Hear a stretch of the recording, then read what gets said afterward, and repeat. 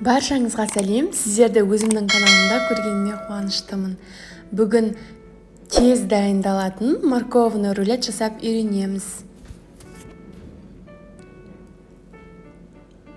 Дәмі енді керемет.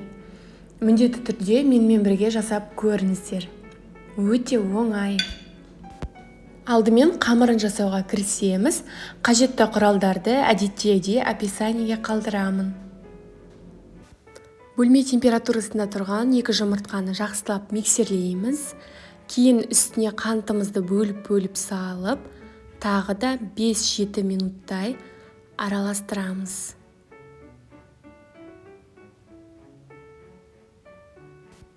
Сұйық май, бөлме температурасындағы сары майды қосып, араластырып аламыз.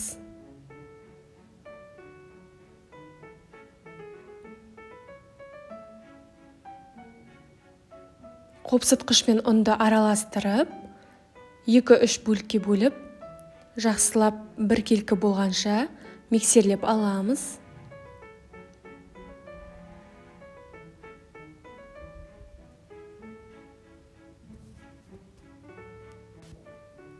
Дайын болған қоспаға сәбіз, грек жаңғағын, апельсин қабығын қосып араластырамыз.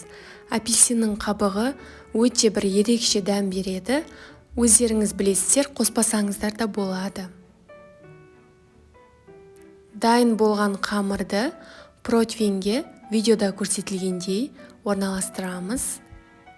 180 градуста 25-30 минутқа пісіріп аламыз. Коржымыз дайын болғанша кремін жасауға кірісеміз. Салқын сливкемізді қоюланғанша асықпай миксерлейміз.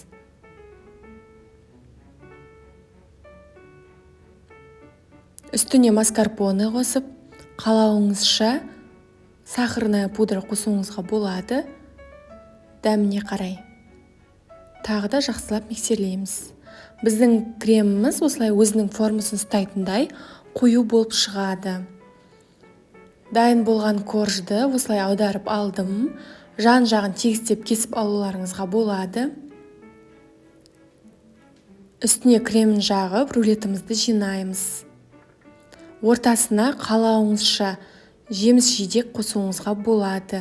Мен банан, киви қостым.